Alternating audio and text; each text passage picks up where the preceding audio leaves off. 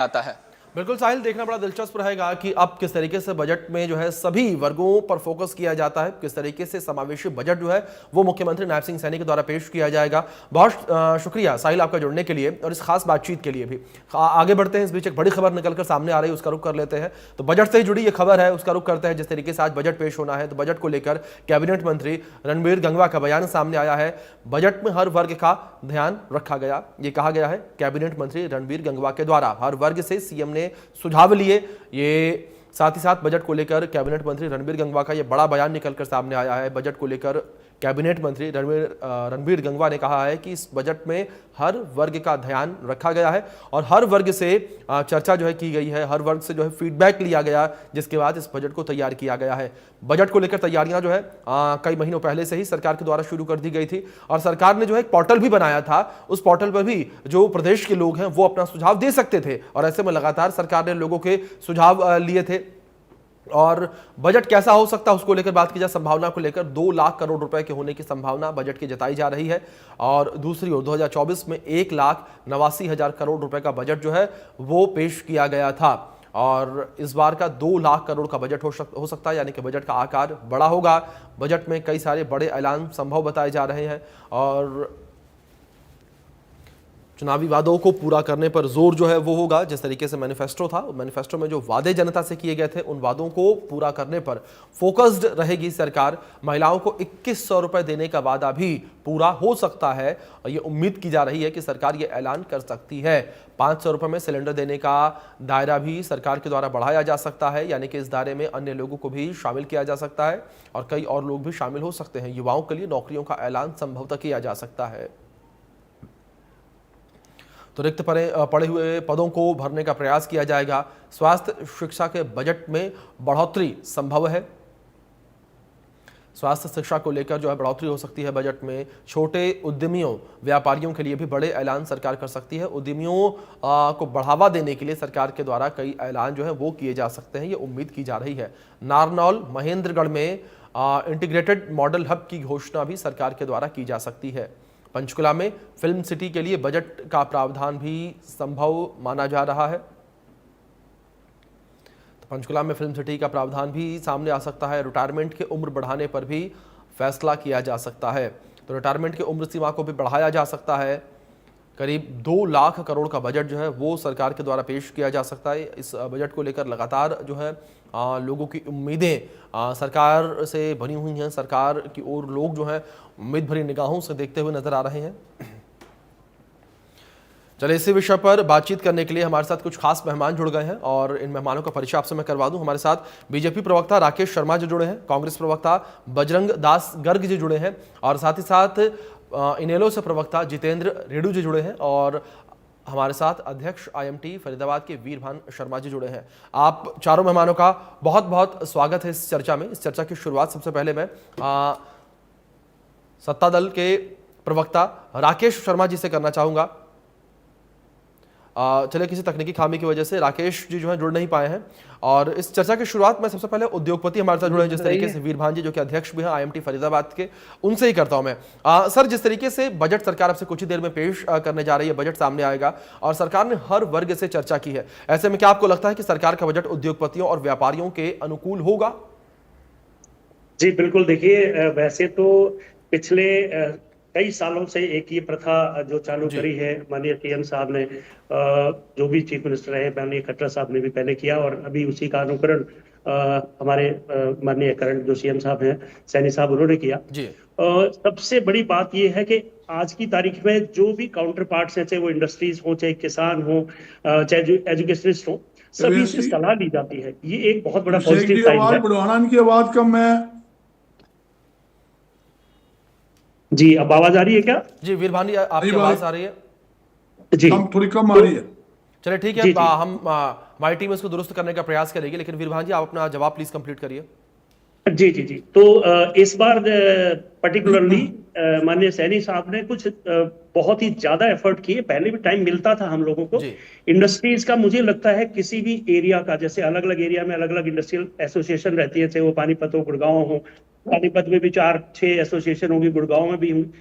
Not only city बल्कि सारी जितनी भी एसोसिएशन है उन सभी को कवर करके, क्योंकि जितने नंबर ऑफ पीपल रिप्रेजेंटेटिव अलग अलग जिन संस्थाओं के ज्यादा होते हैं तो नए नए आइडियाज आते हैं। तो फरीदाबाद में भी हम कम से कम 6-7 एसोसिएशन के रिप्रेजेंटेटिव आज हाजिर थे। उसी तरह से गुड़गांव सारे जो हमारे स्टेट के इंडस्ट्रीज की जितनी भी समस्याएं, समाधान, सुझाव वो सारे लिए गए और हर एक पे बहुत डिटेल्ड विचार किए गए कि क्या समस्या है, उसका समाधान क्या होना चाहिए। तो मैं समझता हूँ सिर्फ नॉट ओनली बोलियो सारे ही जितने भी वर्ग हैं, चाहे वो किसान हो, चाहे एजुकेशन से रिलेटेड हो, चाहे एमएसएमई हो, चाहे स्वरोजगार से रिलेटेड हो, मुझे लगता है इस बजट में हमें कुछ पहले से ज्यादा ही उम्मीदें हैं कि सभी वर्गों को मुझे लगता है कुछ ये स्पेशल होने वाला है। चलिए ठीक है वीरभान जी, मतलब आपको इस बजट से काफी ज्यादा उम्मीदें हैं। राकेश जी, मैं आपका रुख करूंगा, आप तक आवाज पहुंच रही है मेरी? आवाज तो आ रही है जी ठीक है। राकेश जी, पहला सवाल आपसे यहाँ पर यही है कि जिस तरीके से यहाँ पर नायब सिंह सैनी बतौर मुख्यमंत्री पहला बजट पेश करने जा रहे हैं, नायब सरकार का पहला बजट, इस बजट से उम्मीदें काफी ज्यादा है। हर वर्ग जो है वो इस बजट से काफी उम्मीदें लगाकर बैठा है। अगर बात बजट को लेकर की जाए हरियाणा सरकार के, तो किन प्रमुख क्षेत्रों पर यह बजट फोकस रहने वाला है? सबसे पहले इंडिया न्यूज हरियाणा के सभी दर्शकों को मेरा नमस्कार, प्रवक्ता साथियों को भी नमस्कार। देखिए, भाजपा 3 और नायब सिंह सैनी जी का पहला बजट बतौर वित्त मंत्री जी अभी कुछ ही देर में पेश होने वाला है। बिल्कुल। और सरकार ने इस बजट के लिए पिछले काफी समय से प्रदेश के विभिन्न वर्गों से, सभी वर्गों से इसमें सुझाव लिए गए हैं। व्यापारियों से अलग से सुझाव लिए गए हैं, वहीं विद्यार्थी वर्ग से भी सुझाव लिए गए हैं जी, युवाओं से भी, महिलाओं से भी, अन्य सभी वर्गों से सुझाव लेकर के एक ऐसा बजट सरकार लाने जा रही है जो हरियाणा के हित के, हरियाणा के विकास के पहिए गति देने का काम करेगा, जिसमें सभी के सुख को सम्मानित किया जा रहा है। खास करके जहां समाज के सभी वर्गों को के सुझाव सम्मानित किए जा रहे हैं, वहीं दूसरी तरफ विपक्ष के जो विधायक गण हैं उनके भी सुझावों को सम्मानित करके जो जितना मैक्सिमम जो हो सकता है उनको करने का काम सरकार करने जा रही है, जिससे हरियाणा के विकास को गति मिले, उसको और तेजी से विकास किया जा सके। और इन सुझावों के साथ बजट की तैयारी पूरी सरकार ने कर ली है। और अब जब बजट पेश होगा तो जैसा कि आप कह रहे थे कि सरकार ने जो चुनाव में जो वादे किए थे, उन चुनाव में जो किए हुए वादों पर भी फोकस रहेगा और हरियाणा के हितों पर भी फोकस रहेगा। किसान हो, चाहे युवा वर्ग हो, किसान वर्ग हो, व्यापारी वर्ग हो, उद्योगपति हो, सभी को सम्मानित करके, सभी को हितों को ध्यान में रखकर जो बेहतर से बेहतर चीज की जा सकती है, उसमें माननीय मुख्यमंत्री बतौर वित्त मंत्री जब अपना बजट पेश करेंगे तो उस पर पूरा फोकस हरियाणा की सरकार का, हरियाणा के माननीय वित्त और मुख्यमंत्री नायब सिंह सैनी जी का पूरा फोकस रहेगा। सभी के सुझावों को सम्मानित करते हुए एक बहुत अच्छा बजट हरियाणा के लिए पेश होने जा रहा है। ठीक है बजरंग दास जी, जिस तरीके से यहाँ पर राकेश जी ने जिक्र किया कि विपक्षी विधायकों से भी फीडबैक लिया गया था, बैठक हुई थी, उसमें भूपेंद्र सिंह हुड्डा जी भी शामिल हुए थे, उनसे भी फीडबैक लिया गया था। ऐसे में क्या आपको लगता है कि मौजूदा सरकार का जो बजट है वो आम आदमी के लिए फायदेमंद रहने वाला है? देखिए अभिषेक जी, ये रूटीन वर्क है जी। जब भी बजट होता है, एक केंद्र का हो कि स्टेट का हो जी, तो स्टेट सरकार क्या करती है, हर वर्ग के लोगों से बातचीत करती है जी, चाहे विपक्ष के नेता हो, चाहे विधायक हो, चाहे व्यापारी, उद्योगपति हो, किसान हो, कर्मचारी हो, सबसे बातचीत करती है भी क्या क्या बजट के अंदर समस्या का समाधान हो सके जी। ये अच्छी बात है, होनी भी चाहिए। चर्चा होगी, बातचीत होगी, डिमांड होगी, जब भी तो कोई समस्या का समाधान निकलेगा। और जहां तक कि हमारे वीर भान जी बैठे हैं, शर्मा जी, मैं तो एक बात कहना चाहता हूँ, सरकार को 10 साल हो गए और हमें आज भी ये उम्मीद है सरकार व्यापार में उद्योग को बढ़ावा देने के लिए कारगर कदम उठाएगी। 10 साल में नहीं उठाए, 10 साल में कोई छूट नहीं दी।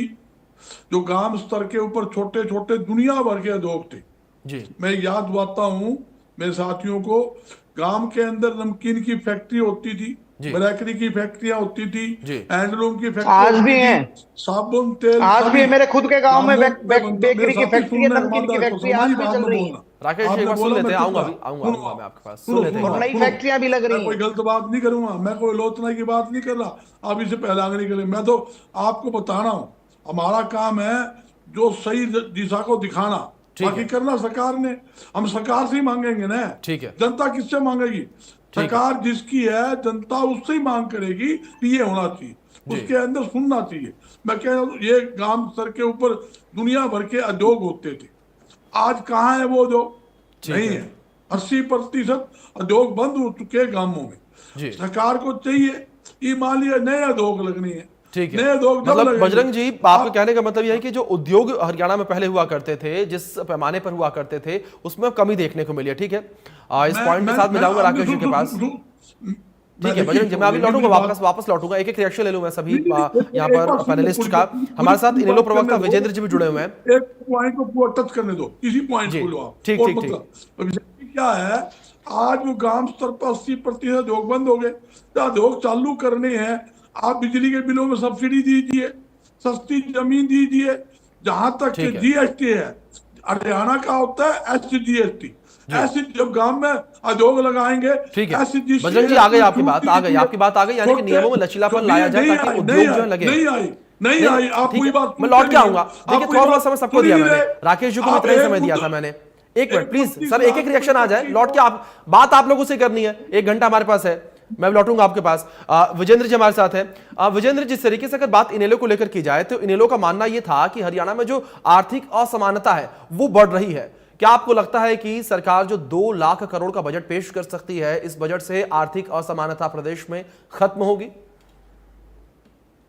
अभिषेक जी, बहुत बड़ी आपने पॉइंट दिया मेरे को। जी जो फाइनेंशियल इनइक्वालिटी है, ये बहुत ही डेंजरस है समाज के लिए, जी और कहीं ना कहीं समाज को पीछे सामंतवादी प्रथा की तरफ धकेलने का काम करती है। जी आज हरियाणा में कहते हैं कि पर कैपिटा इनकम 3 लाख के आसपास हो चुकी है, जी और इसके ट्रेरी जो है ना 2 करोड़ लोग, यानी कि 52 लाख परिवार बीपीएल के नीचे हैं।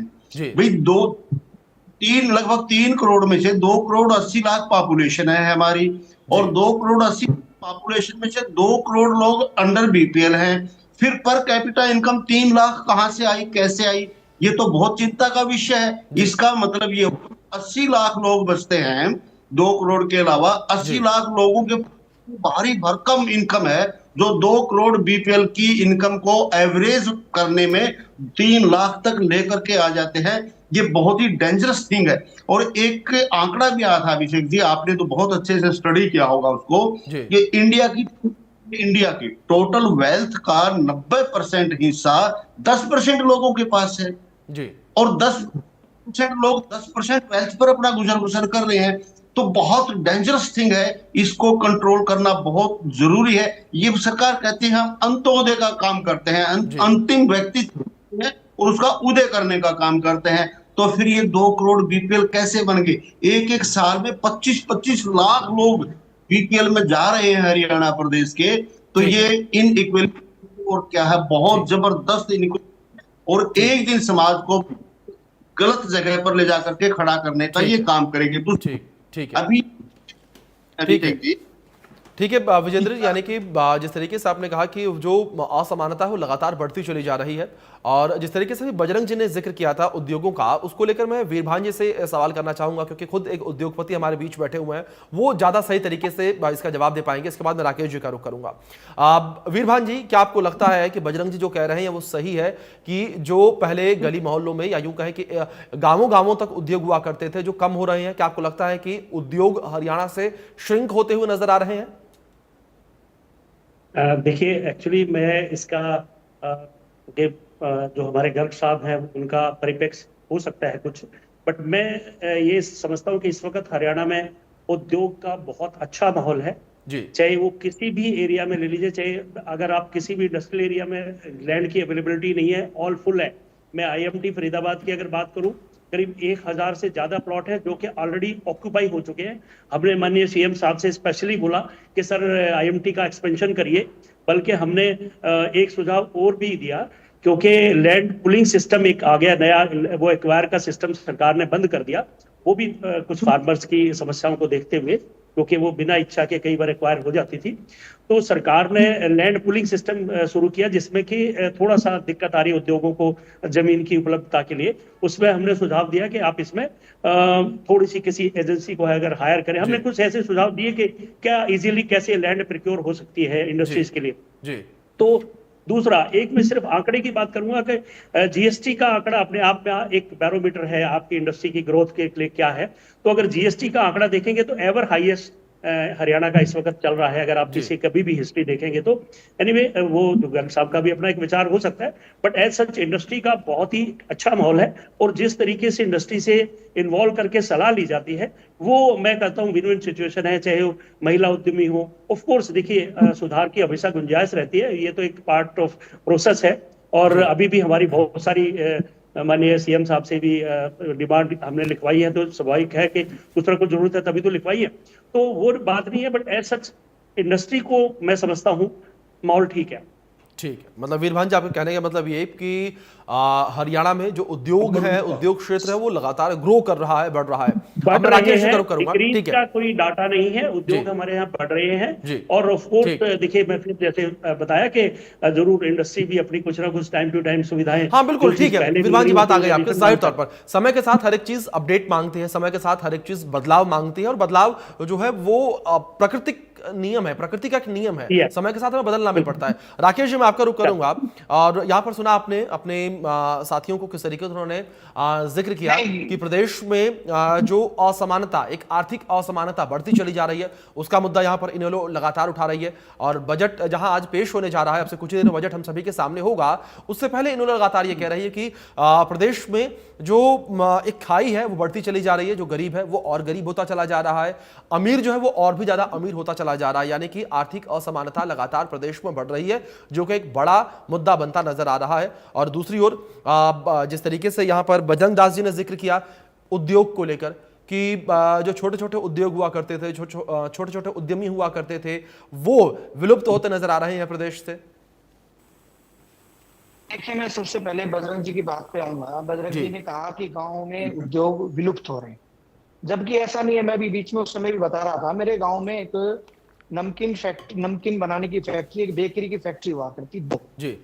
वो फैक्ट्री दम तोड़ रही थी 2014 से पहले। आज उनकी पोजीशन ये है कि उन्होंने 2-2, 3-3 यूनिट्स अलग से नई शुरू करी हैं 2014 के बाद। और जो मेरे शहर नारनौल में इंडस्ट्रियल एरिया हुआ करता था, उसका 80% यूनिट्स ऐसी थी जिन पे ताले लगे हुए थे।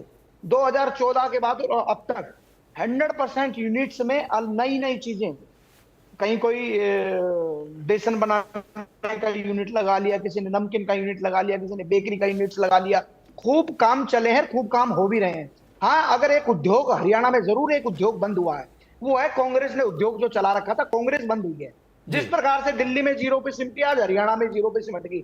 इनकी तो जरूर, इनकी तालाबंदी तो जरूर हुई है, और वो भी इनकी खुद की गलतियों से हुई है। जिस भी फैक्ट्री में आपसी, जिसमें मैनेजमेंट का टकराव रहेगा, जिसमें लेबर का मैनेजमेंट से टकराव रहेगा, जिसके अंदर आंतरिक लोकतंत्र नहीं होगा। परिवार में भी आंतरिक लोकतंत्र की आवश्यकता होती है, इंडस्ट्री में भी आंतरिक लोकतंत्र की आवश्यकता होती है, और पार्टी में भी आंतरिक लोकतंत्र की और अपनी बात को कहने की, उसकी बात को सुनने समझने की एक आवश्यकता होती है। जब कांग्रेस खत्म हुई, जब कांग्रेस संगठन विहीन हुई, तो निश्चित तौर पर कांग्रेस पार्टी की बात करो, पार्टी की बात कर लो। ये ना डूम वाली बात छोड़ दो, पार्टी की बात ना करो। बात आज बजट की है। कौन क्या था? अभी 0 पर खड़े, 0 हुआ करता, आपका भूल गए क्या? 2 हुआ करते विधायक, 2 हुआ करते, भूल ठीक है सामंतवाद की बात कर रहे हैं, जिन लोगों में योग्य लोगों को नौकरी देने की बजाय और एक अपने आप को नई चीज जो जारी कर देते थे। बजरंग जी चुप रहिए। बजरंग जी, राकेश ठीक है, इस तरीके से ठीक है, इस तरीके पर्सनल ना होइए आप लोग, ठीक है। राकेश जी, बजरंग जी, आप लोग प्रोफेशनल लोग हैं, आप लोग इस तरीके से पर्सनल लोग ठीक नहीं लगता। जब योग्य युवाओं की नौकरी पर डाका डाल करके और अपने हिसाब से लिस्टें डीओस के माध्यम से उनको प्रेशराइज करके और लिस्टें बनाई जाती थी, खुद भी जेल में गए, डीओस को भी जेल में जाना पड़ा, अधिकारियों को भी इनके दबाव में। ठीक है सामंतवादी प्रथा राकेश जी, अब असमानता पर आते हैं। राकेश जी, विकास है।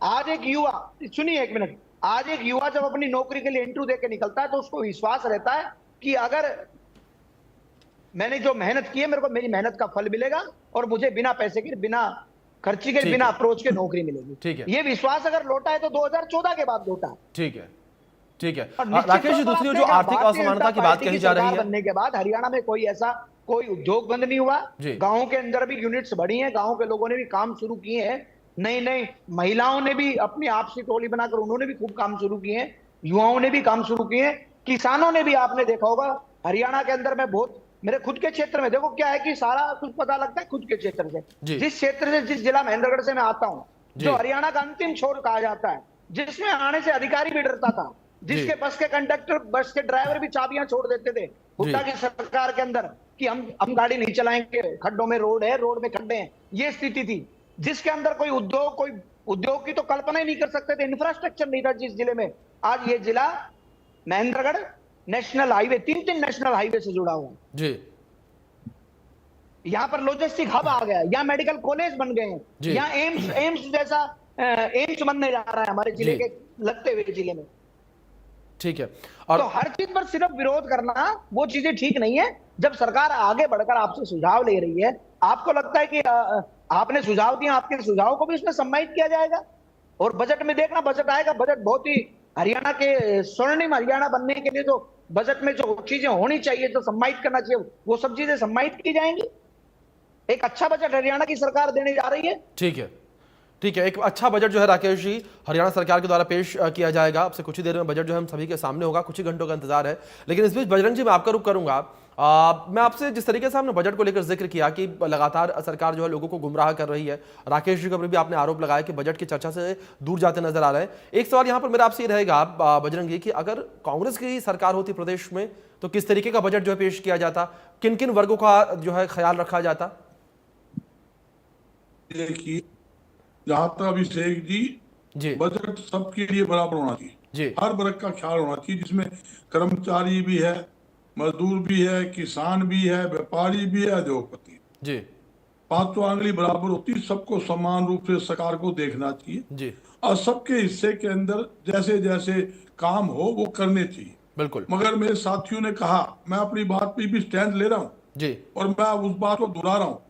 मैंने क्या कहा, ग्राम स्तर के ऊपर जो नमकीन की फैक्ट्री, साबुन तेल की फैक्ट्री की, कूलर पंखों की फैक्ट्री की, हैंडलूम की फैक्ट्रियां थी, 70-80% बंद हुई है। इसमें फर्क हो, मैं एफिडेविट देने तैयार हूं। मैं और बताता हूं आपको, ये कहते हैं भी सरकार ने अच्छा काम कर दिया। मैं एक बात पूछना चाहता हूं, ये कहीं जवाब दे दे, बता दूं। ये तहसील है, जब हमने कोई उद्योग लगाना है और मैंने एक जमीन मोल ले ली, बगैर पैसे दिए, फैक्ट्री की जमीन की रजिस्ट्री नहीं होती, शर्मा जी बैठे, बीरबान जी, बगैर रिश्वत दिए इंतकाल नहीं होता। और सुन लो आप, कोई भी सरकारी ऐसा महकमा एक गिना दो, जहां तक मैं नाम गिनाता हूँ, आबकारी विभाग, जहाँ मार्केट बोर्ड है, आप सुन लो, बगैर पैसे दिए नगर निगम भ्रष्टाचार का अड्डा, आप बात तो विलंब भी करते हो। और कोई लोग, हर एक आदमी डरता है सरकार से, भाई हमें कुछ बोल दूंगा तो मेरा नुकसान कर देंगे। मैं ये बताता हूँ, एक गिना दो और मैं एफिडेविट दूंगा।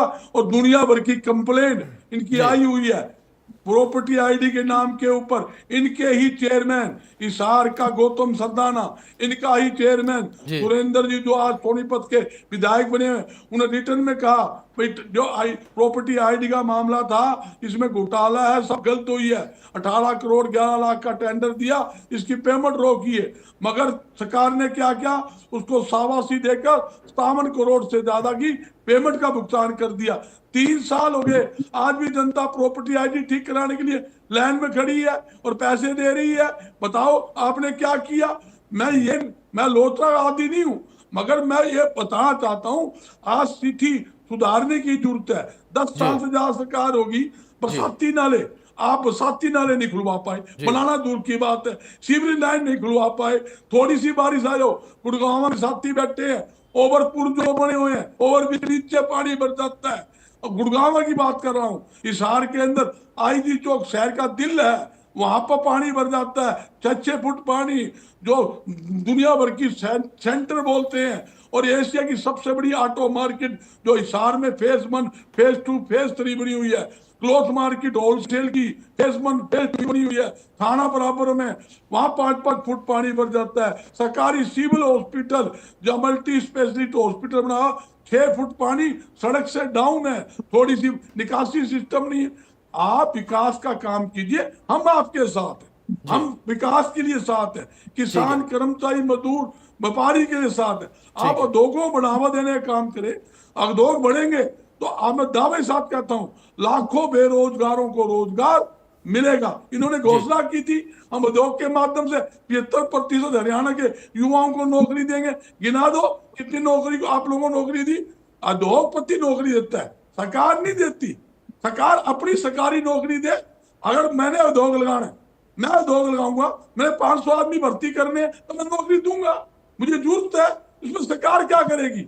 सरकार ये करे 2,07,000 सरकारी पद खाली पड़े थे, आपने पद भरने की बजाय पद खाली करते करते 2,07,000 सरकारी पद खाली हो गए। आज स्कूलों में मास्टर नहीं है, स्कूलों के अंदर बच्चों के बैठने के लिए बेंच तक नहीं है, पीने के लिए आरओ का पानी नहीं है, सरकारी स्कूल की ठीक है, मतलब बजरंग जी जो मूलभूत सुविधाएं होनी चाहिए, सरकारी हॉस्पिटल डॉक्टर नहीं है, डॉक्टर नहीं है, आप बताइए, कंपाउंडर नहीं है, दवाइयां नहीं है। ठीक है बजरंग जी, ठीक है बजरंग जी, ठीक है, बात आपकी आ गई। मूलभूत सुविधाओं का भी जिक्र जिस तरीके से आपने किया कि लोगों को मूलभूत सुविधाएं तक नहीं मिल पा रही हैं, विजेंद्र जी का मैं रुख करूंगा। विजेंद्र जी, जिस तरीके से अगर बात बजट को लेकर की जाए तो बजट का आकार इस बार बढ़ने की उम्मीदें हैं। ये कहा जा रहा है कि पिछले बजट के मुकाबले इस बार का जो बजट है 11,000 करोड़ का अधिक का हो सकता है, यानी कि 2 लाख करोड़ बजट का आकार हो सकता है।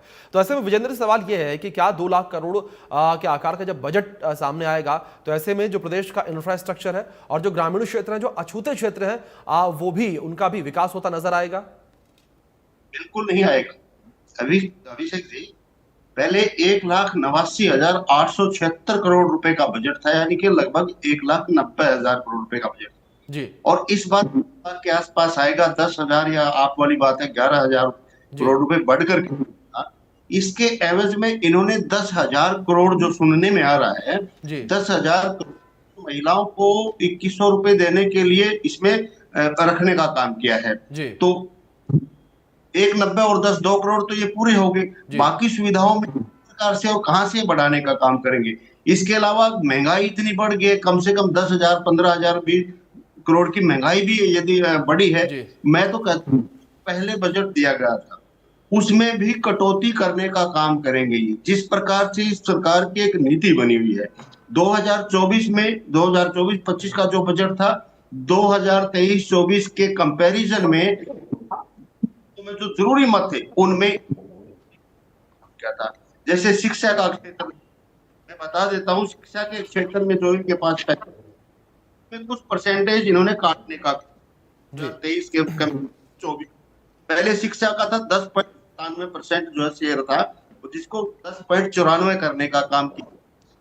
जो आर्थिक सेवाएं हैं इसमें हमारा जो ना सड़कें आती हैं, ब्रिजेज आते हैं, ग्रामीण विकास की बातें आती हैं, एग्रीकल्चर की बातें आती हैं, इन सभी सेक्टर को 24.13% 2023 में और 2024 में इन्होंने 23.12% देने का काम किया।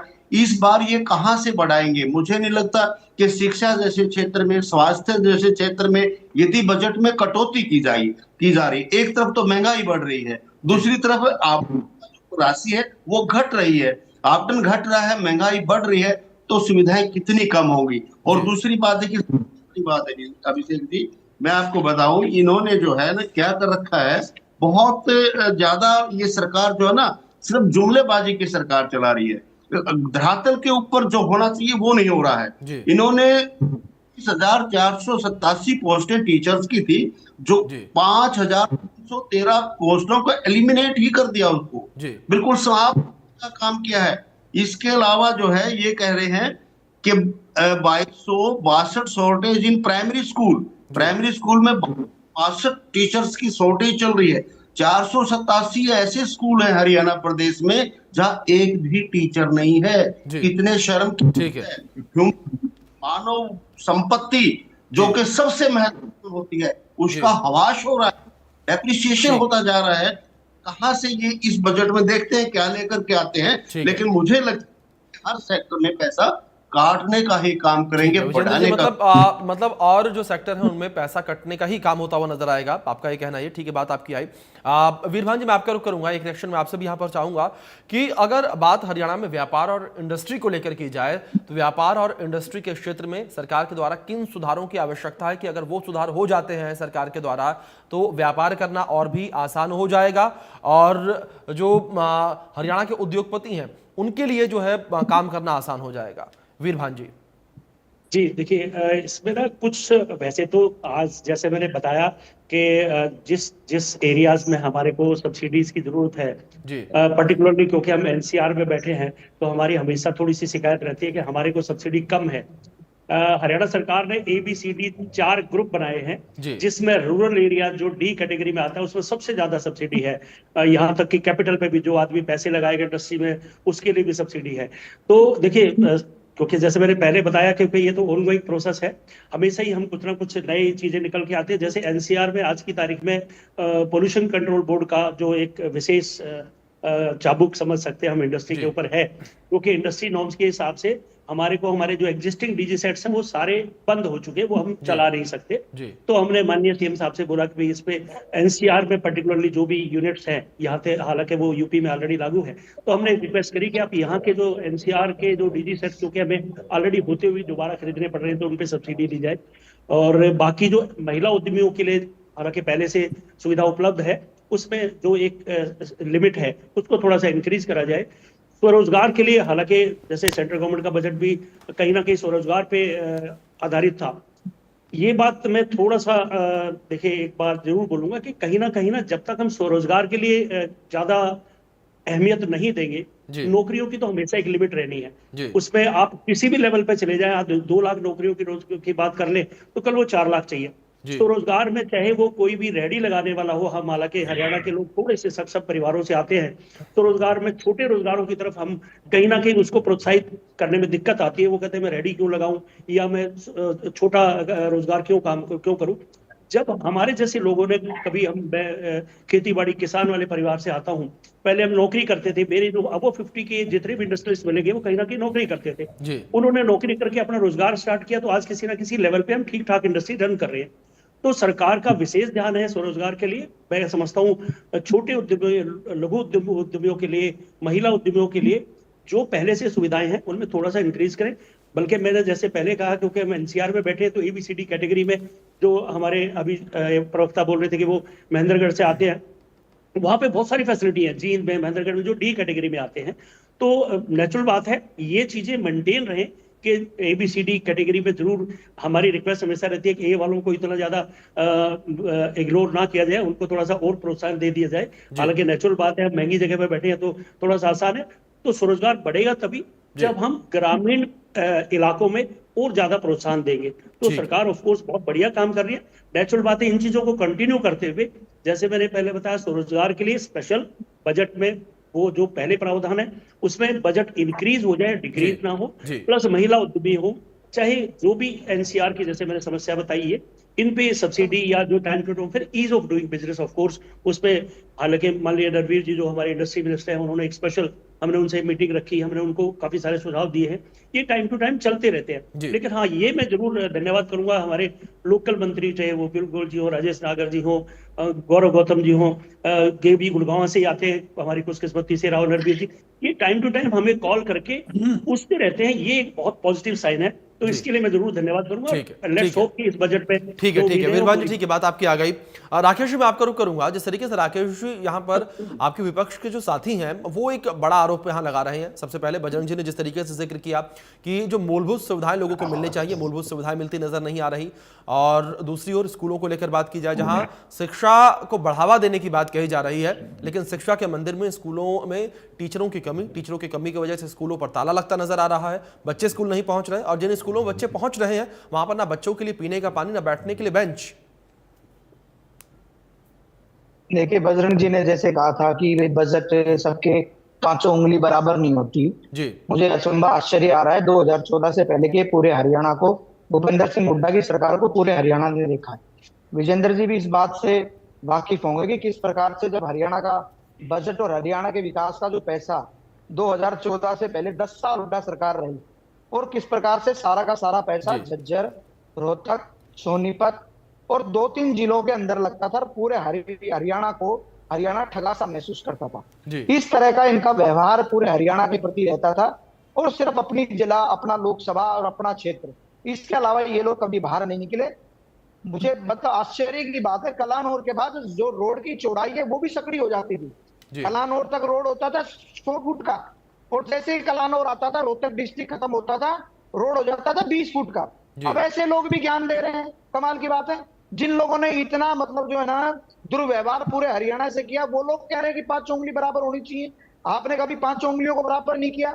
और जो टेप बजरंग जी चला रहे हैं, इन्होंने लोकसभा में वो टेप चलाया, उसमें एक नया एडिशन कर दिया था संविधान का, उसके बदौलत इनकी सीटें बढ़ गई। उसके बाद विधानसभा में टेप चला, परंतु विधानसभा में हरियाणा की जनता ने देख लिया था कि ये वही लोग हैं जो लूटते भी और खसूटते भी हैं, और सिर्फ विकास करते हैं अपने अपने लोगों का, अपने अपने परिवार का। सिर्फ परिवारवाद की पार्टी है। हरियाणा की जनता ने इन्हें दबे पांव सत्ता में आने का जो इन्होंने एक माहौल बनाया था, उनको रास्ता दिखा दिया। उसके बाद ताजा ताजा अभी निगम के चुनाव के अंदर कांग्रेस का सुपड़ा साफ कर दिया। जैसा दिल्ली में था वैसा मैंने उस समय भी कहा था कि दिल्ली में 0 आए हैं कांग्रेस, हरियाणा में भी देखना निगम चुनाव में 0 आएगी। अगर आप लोग, अगर हम इतना जैसा दुष्प्रचार आप कर रहे हो यहाँ चैनल पे बैठ करके, और जिस प्रकार से आप झूठे आरोप लगा रहे हो, अभिषेक अगर जी इन मेरी बात आरोपों में पर दम होता जवाब ना, नहीं देंगे, बात तो को कांग्रेस साफ घुमाएंगे। नहीं होती, भाजपा साफ हो जाती मेयर चुनाव में। फिर तो कांग्रेस की सरकार बन जाती, भाजपा की सरकार क्यों बनी? क्या जनता जनार्दन होती है? जनता देवतुल्य जनता है। जनता को पता है कि तुम्हारे हित में कौन सी सरकार है, तुम्हारे लिए कौन काम करने वाली सरकार है। जैसा विजेंद्र जी बहुत सीनियर प्रवक्ता है, परंतु जिस प्रकार से इन्होंने आरोप लगाया कि 800-900 स्कूलों में एक भी टीचर नहीं है, ये एकदम बेबुनियाद आरोप एक है। बेंच नहीं का, इनको जानकारी का अभाव है। में बेंच नहीं ये है। संभव ही नहीं हो सकता मैं कि एक फोटो भी भेज टीचर दूं नहीं है। आपको भी, जस्ट 2 नहीं मिनट नहीं में। नहीं नहीं रेडू जी, मैं स्कूलों में आपकी इस बात से बेंच इत्तेफाक नहीं करता, और मैं तो सीधा सा कहता हूँ, सीधा मापदंड ये है, बिल्डिंग बैठी है। सीधा मापदंड। हरियाणा एक शर्मा जी बहुत भी जागरूक प्रदेश है। आपको भी पता हरियाणा है। का मतदाता, सारी वीरेंद्र जी कार्ड के बताइए, जरिए। सुनिए, ठीक विदाउट ठीक ठीक हरियाणा का बजरंग ठीक है, मतदाता बहुत ठीक ठीक जागरूक ठीक ठीक है, एक मतदाता बार है। आनंद जी आप बात, हरियाणा आनंद का जी ठीक है, मतदाता ऐसी सरकार को 2 मिनट में चलता कर देता। जो ठीक है। कमियां आप ठीक बता है रहे हैं राकेश जी, हरियाणा के मतलब आपका अंदर, कहने का कुल मतलब अगर यहाँ पर कमियां यह है कि हरियाणा में सरकार होती, अगर तो मूलभूत हरियाणा सुविधाओं की को जनता सरकार तक को नहीं चलता कर पहुंचाती देती तो जनता जो है जनता। सरकार को दोबारा से या यूं कहें कि तिबारा से नहीं चुनती। ठीक है, ये बात यहाँ हुई। लेकिन इस बीच एक सवाल राकेश जी मैं आपसे और करना चाहूंगा, क्योंकि इस चर्चा के अंतिम पड़ाव की ओर हम पहुंचने लगे हैं, कम समय बचा, फिर इसके ऊपर मैं जो विपक्षी हमारे साथी हैं उनसे एक एक रिएक्शन लूंगा कि जो लगातार एक आरोप लग रहा है सरकार पर कि सरकार का जो कर्ज का दायरा है वो लगातार बढ़ता चला जा रहा है, लगातार सरकार कर्ज ले रही है और कर्ज लेने के बाद भी काम जो वो नहीं हो पा रहा है, तो इस पर क्या रिएक्शन राकेश जी आपका? देखिए, जो कर्ज वाली बात आप कह रहे हैं, सरकार जब बजट बनाती है, सरकार हरियाणा के लिए, हरियाणा के विकास के लिए काम कर रही है। हरियाणा में सब वर्गों का समान रूप से विकास हो, हर जहां उद्योगों का भी विकास हो, तो वहीं किसान वर्ग को भी विकास होना चाहिए, वहीं युवा वर्ग को भी सुविधाएं मिलनी चाहिए, वहीं महिलाओं के लिए भी काम होना चाहिए। जो हमने चुनाव में वादे किए थे, जिन वादों के ऊपर, जिन बातों के ऊपर जनता ने हमें समर्थन दिया था, जिन सुविधाओं के लिए हमने उनसे अपेक्षाएं की थी, जिन सुविधाओं को हम देने की बात करके हम सरकार के अंदर आए हैं, जिस प्रकार से हरियाणा में हाईवेज का जाल बिछाया है, जिस प्रकार से हरियाणा में हर जिले के अंदर मेडिकल कॉलेज देने का काम किया है, जो भी पैसा अगर कर्ज भरता भी है तो ये पैसा तो विकास में लगना है ना, बिल्कुल बिल्कुल, ये किसी व्यक्तिगत उसमें तो नहीं लगना। ठीक है, ठीक है। अब हरियाणा की सरकार ने तय किया है कि हर जिले को एक मेडिकल कॉलेज मिलेगा। ठीक है, मेडिकल कॉलेज तो हर जिले को मिलना है। राकेश जी, मेडिकल कॉलेज की सुविधा तो गरीब को भी आपसे मिलनी है, अमीर को भी मिलनी है, राकेश जी, विद्यार्थी को भी मिलनी है, ठीक है, किसान बात को भी आपकी आ मिलनी गई है। कि ठीक है उसमें लगातार जो भाजपा पैसे का लिए जा कार्यकर्ता रहे भी हैं जाएगा, वो प्रदेश उसमें के कांग्रेस का ऊपर, नेता भी प्रदेश की जाएगा, जनता के ऊपर उसमें खर्च किए हिंदू जा का रहे नेता भी हैं। जाएगा, लेकिन राकेश जी एक गरीब मिनट, आदमी भी जाएगा, वीर राकेश जी आदमी एक छोटा सा रिएक्शन मैं आपसे और लूंगा। ये सुविधाएं तो जनता जिस के तरीके लिए से बात है। आपकी आई है, ऐसे में जनता को जो विकास देना है, सरकार जनता की जो कर्ज ले रही है सुविधाओं लगातार, के लिए उस काम कर्ज को चुकाने को लेकर क्या प्रयास किए जा रहे हैं? क्योंकि जाहिर तौर पर जिस तरीके से आपने जिक्र किया, इन कामों को हम देख भी रहे हैं कि जो हाईवे के जाल बिछ रहे हैं, जिस तरीके से आपने जिक्र किया, स्कूलों को जो है बेहतर किया जा रहा है, नई नियुक्तियां हो रही हैं, लगातार विकास किए जा रहे हैं। लेकिन दूसरी ओर जो बजट में वादे किए जा रहे हैं उन कामों को पूरा किया जा रहा है, लेकिन जो कर्ज लिया जा रहा है उसे वापस करने को लेकर कौन से एहतियाती और ठोस कदम उठाए जा रहे हैं? कि सरकार निश्चित तौर पर, जब सरकार कोई भी सरकार हो, जब कोई भी सरकार अपने बजट को पेश करती है, जब विकास को सामने रखकर जो काम किए जाते हैं, तो हम अपने घर में भी देखते हैं। हम भी अगर कहीं से कोई कर्ज लेते हैं तो हम भी उसकी योजना बनाते हैं, भाई किस प्रकार से इस कर्ज को किस किस मद में हमें खर्च करना है और किस प्रकार से समय आने पर इस कर्ज को चुकाने का काम करना है। ये सारी व्यवस्थाएं एक मैकेनिज्म है जी, ये हर सरकार में होता है। ये नहीं कि आज भाजपा सरकार है तो भाजपा सरकार है। ठीक है राकेश जी, ठीक है, बात आ गई आपकी। ठीक है, एक मैकेनिज्म के तहत जो काम किया जा रहा है और पूरी योजना बनाई जा रही है, किस तरीके से कर्ज लेना, किस तरीके से खर्च करना और किस तरीके से वापस उसे रिटर्न करना है। ठीक ठीक ठीक। बजरंग जी, मैं छोटा सा रिएक्शन लूंगा आपसे। जिस तरीके से आप लोग लगातार ये आरोप लगाते रहते हैं कर्ज को लेकर, क्या आपको लगता है कि कर्ज लेना गलत है? जिस तरीके से यहाँ पर राकेश जी ने जिक्र किया कि एक पूरे साइकिल के तहत ये कर्ज लिया जा रहा है कि उस कर्ज को किस तरीके से लेना, एक पूरा प्लान तैयार किया जा रहा है, उस प्लान के तहत इस पैसे को खर्च करना है और फिर उसी प्लान के तहत उस पैसे को रिटर्न भी करना है। नहीं, ऐसी कोई बात नहीं है। रिटर्न का कोई जिक्र ही नहीं होता कभी भी जी। कर्ज ले और मलाई खाओ, सिर्फ ये है। 35% तो समझ लो बजट का ब्याज देने में चला जाता है, लगभग 35%। बजट का रहा 65% रहा। 65% आप हकीकत देखोगे उसको 100% की बजाय उस बजट को आप 65% के अंदर लेकर आइए। 65% के अंदर हरियाणा का विकास होना है। और जहां तक कि आप विकास की बात कर रहे हो, अगला सीजन आपका 10 दिन के बाद गेहूं का है। किसान अपना कृषि उपज हरियाणा है, पूरा देश के अंदर गेहूं का सीजन आ गया। आप इनसे पूछ लिए, इनके पास गोदाम में रखने के लिए, गेहूं के गोदाम के लिए कुछ जगह नहीं है। FCI गोदाम नाम मात्र है। गेहूं सड़कों में खड़ी पाएगी आपको, मंडियों में मूलभूत सुविधा नहीं है। धान की जब प्रतिजा ये बात तो करते हैं किसान की 2320, क्यों मैं एक व्यापारी हूँ इसलिए मैं हर चीज को जानता हूँ। 2320 रुपए का धान की MSP थी और MSP का बिल तो किसान का 2320 का मिल गया, खाते में 2320 डाले, मगर उससे किसान से पर क्विंटल 300 से लेकर 450 रुपए तक वापिस लिए, करोड़ों रुपए घोटाला हुआ। मैंने कई आपको गिनाए हैं, इन पे कोई जवाब नहीं है। ये रिकॉर्ड की बात बता रहा हूं मैं। जनता ने दिया ना बजरंग जी, जवाब तो जनता ने दिया। आपके झूठे राकेश जी बात आने दीजिए, चर्चा के अंतिम पड़ाव पर बात आ जाए। इनके पास 10% भी गेहूं रखने के लिए व्यापक गोदाम तक नहीं है। ये बात तो करते हैं विकास की, हम कहते हैं हम साथ हैं, मगर आप झूठे आंकड़े पेश ना कीजिए। मतलब बजरंग जी, कुल मिलाकर बात यही है कि कर्ज भी लिया जा रहा है और उस कर्ज को चुकाया भी नहीं जा रहा है और ना ही उस कर्ज को लेने के बाद उससे जनता का भला किया जा रहा है। कुल मिलाकर आपकी बात यहां पर ये रही। ठीक है, विजेंद्र जी का रुख करूंगा मैं। विजेंद्र जी, सवाल भी आपसे भी यही है कि जिस तरीके से कर्ज को लेकर लगातार विपक्ष हल्ला बोल रहता है, यहां पर हमने सुना राकेश जी किस तरीके से जिक्र करते नजर आए कि जाहिर तौर पर जो कर्ज है वो एक सिस्टम की तरह लिया जा रहा है और उस सिस्टम का हिस्सा है कर्ज लेना, खर्च करना, फिर उसी सिस्टम के तहत उस कर्ज को वापस करना। जी, अभिषेक जी, राकेश जी से भी और गवर्नमेंट ऑफ हरियाणा से भी मैं ये पूछना चाहता हूँ, यदि ये उसी सिस्टम में हिस्सा है और इस सीमा में रह करके कर्ज लिया जा रहा है, तो क्या कि आज हरियाणा प्रदेश देश के 18 राज्यों में से 14वें स्थान क्यों खड़ा है? क्यों कहता है आपका नीति कि हरियाणा में वित्त प्रबंधन सबसे खराब है? तो ये हम नहीं कह रहे, ये नीति आयोग ने कहा है कि फिस्कल इंडेक्स में हरियाणा 14वें पायदान पर खड़ा है आउट ऑफ 18। और दूसरी बात, राकेश जी बताने का काम करे, 2004-05 में जब हमारी इंडियन नेशनल लोकदल पार्टी की सरकार थी। ठीक है विजेंद्र जी, मतलब जाहिर तौर पर लगातार विपक्ष जो है वो कहीं ना कहीं हमलावर नजर आ रही है। विपक्ष का ये साफ तौर पर कहना है कि बजट तो पेश किए जा रहे हैं सात दल सरकार के द्वारा, लेकिन जो विकास है वो लगातार रुका हुआ है। दूसरी ओर जो सत्ता पक्ष, उसका साफ तौर पर कहना कि विकास जो है वो तेज गति से होते नजर आ रहे हैं। लेकिन दूसरी ओर अब से कुछ ही देर में सरकार के द्वारा बजट पेश किया जाएगा। देखना यहाँ पर यह दिलचस्प रहेगा सरकार इस बजट में किन किन वर्गों का ख्याल रखती है, किन किन वर्गों के लिए सौगातें लेकर आती है। लेकिन फिलहाल के लिए राकेश जी, बजरंग, विजेंद्र जी और वीर भांजी, आप चारों मेहमानों का बहुत शुक्रिया चर्चा में शामिल होने के लिए और अपना कीमती वक्त इंडिया न्यूज हरियाणा को देने के लिए। फिलहाल के लिए इस खास पेशकश में इतना ही, लेकिन आप बने रहे इंडिया न्यूज हरियाणा के साथ।